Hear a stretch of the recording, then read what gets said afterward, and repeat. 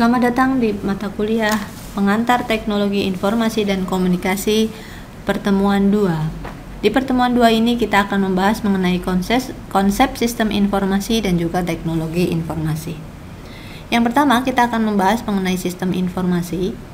Sistem informasi pengertiannya adalah sebuah sistem dalam suatu organisasi di mana sistem tersebut mempertemukan kebutuhan pengolahan transaksi harian yang mendukung fungsi operasi organisasi, baik itu bersifat manajerial dengan kegiatan strategi dari suatu organisasi untuk dapat menyediakan kepada pihak luar, yaitu menyediakan informasi yang diperlukan untuk pengambilan keputusan. Sistem informasi di dalam perusahaan dapat dikatakan sebagai suatu sistem yang menyediakan informasi bagi semua tingkatan dalam organisasi tersebut. Sistem ini akan menyimpan, kemudian mengambil, merubah, mengolah, dan juga mengkomunikasikan informasi yang diterima dengan menggunakan sistem informasi ataupun peralatan sistem lainnya. Kemudian komponen dari sistem informasi menurut John Purt dan Gary Granitzky, sistem informasi terdiri dari komponen-komponen yang disebut dengan building block ataupun blok bangunan.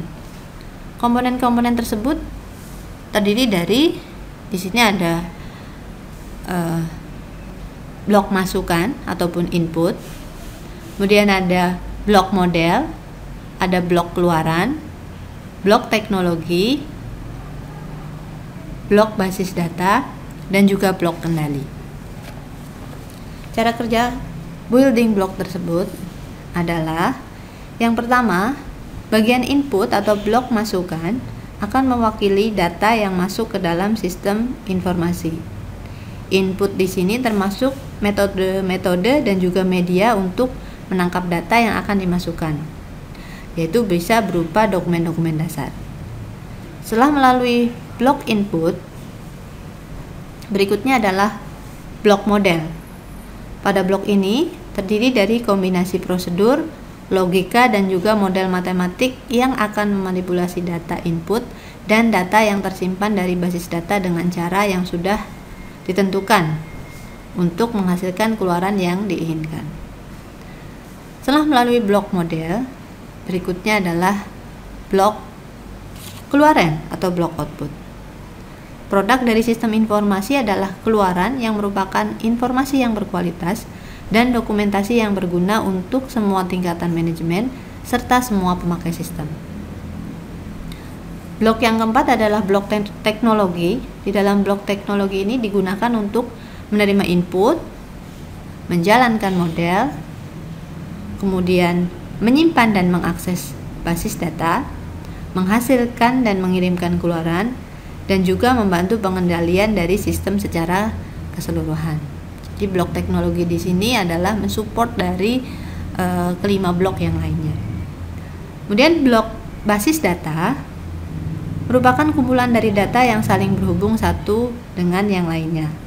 Tersimpan di perangkat keras komputer, kemudian digunakan oleh perangkat lunak untuk memanipulasinya. Yang terakhir adalah blok kendali. Di blok kendali ini, beberapa pengendalian perlu dirancang dan diterapkan untuk meyakinkan bahwa hal-hal yang dapat merusak sistem dapat dicegah ataupun bila terlanjur terjadi kesalahan-kesalahan dapat langsung cepat diatasi. Yang berikutnya adalah tipe-tipe dari sistem informasi. Yang pertama dari yang disebut dengan transaction processing system.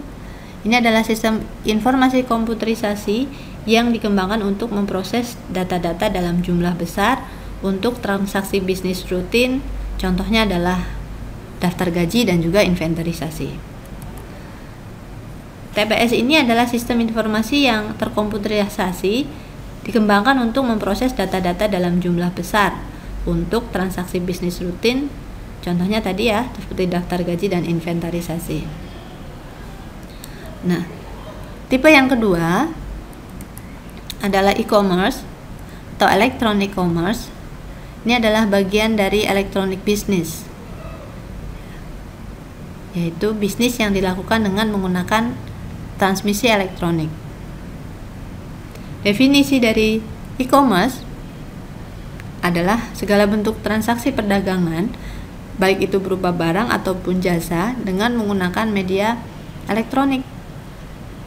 Nah, barang ataupun jasa ya, jadi bisa merupakan barang dalam berbentuk fisik ataupun jasa. Misalkan jasa pengeditan foto ataupun yang lain, ini sudah termasuk dalam perdagangan elektronik. Contoh-contoh internasionalnya dan nasionalnya adalah situs-situs seperti Amazon.com. Tipe sistem informasi yang ketiga adalah decision support system atau sistem pengambilan keputusan. Sistem ini dirancang untuk membantu manajer suatu organisasi untuk mengambil keputusan melalui proses penyimpulan ataupun perbandingan data dari berbagai macam sumber.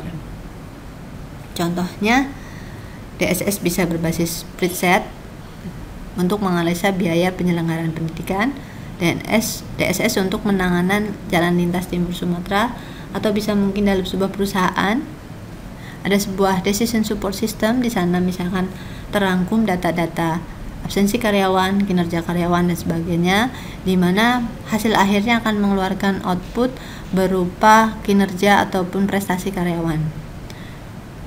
Dari output tersebut, manajer suatu organisasi bisa mengambil keputusan apakah misalkan karyawan yang berprestasi akan mendapat tambahan bonus, ataupun karyawan yang tidak berprestasi atau memiliki banyak masalah bisa mendapatkan sanksi.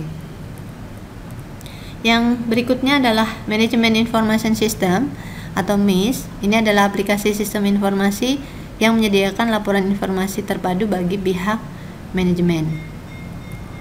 Contohnya adalah Budget Forecasting and Analysis, laporan keuangan ataupun laporan inventory. Kemudian tipe-tipe sistem informasi yang berikutnya adalah expert system atau sistem pakar. Ini adalah program komputer yang dirancang untuk memiliki kemampuan menyelesaikan masalah. Expert system ini adalah meniru ya, istilahnya meniru dari pakarnya. Contoh di sini disebutkan ada sebuah sistem pakar yang dirancang oleh Edward Feigenbaum. Ini sistem pakar machine ini mengidentifikasikan bakteri yang menyebabkan infeksi. Nah, setelah diidentifikasi, dari sistem pakar ini akan merekomendasikan misalkan antibiotik apa yang bisa digunakan untuk menangani infeksi bakteri tersebut. Jadi machine ini atau sistem pakar ini adalah sistem pakar yang diambil dari keahlian dokter yang dikumpulkan kemudian diolah menjadi sebuah expert system ataupun sistem pakar. Setelah sistem informasi, yang kita bahas adalah teknologi informasi. Teknologi informasi menurut beberapa pengertian atau bisa disimpulkan bahwa teknologi informasi adalah teknologi yang menggabungkan antara komputer, kemudian juga teknologi komunikasi.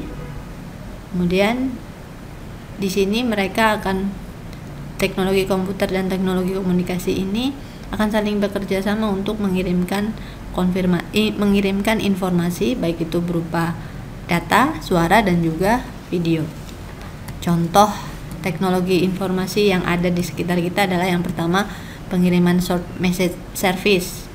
SMS biasanya hanya berupa teks saja. Pengiriman multimedia service berupa teks ataupun gambar. Pengiriman email bisa berupa PDA, handphone ya, di sini medianya wireless ataupun jaringan. Kemudian ada juga akses internet.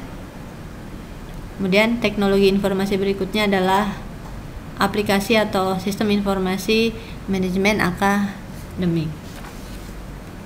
Dari segi perbandingan antara teknologi informasi dan sistem informasi, teknologi informasi hanya merupakan satu komponen kecil dan dalam format perusahaan. Komponen lainnya seperti prosedur, proses, struktur organisasi, sumber daya manusia, produk pelanggan, supplier, rekanan dan juga sebagainya. Atau bisa dikatakan Suatu sistem informasi yang baik belum tentu harus memiliki komponen teknologi informasi. Keandalan suatu sistem informasi terletak pada keterkaitan antar komponen yang ada, tidak hanya ada pada teknologi informasi. Dan sistem informasi bisa merupakan sisi demand ataupun permintaan, sementara teknologi informasi merupakan sisi persediaan atau sisi supply. Demikianlah pembahasan kita kali ini mengenai konsep sistem informasi dan juga teknologi informasi. Sampai jumpa di pertemuan berikutnya.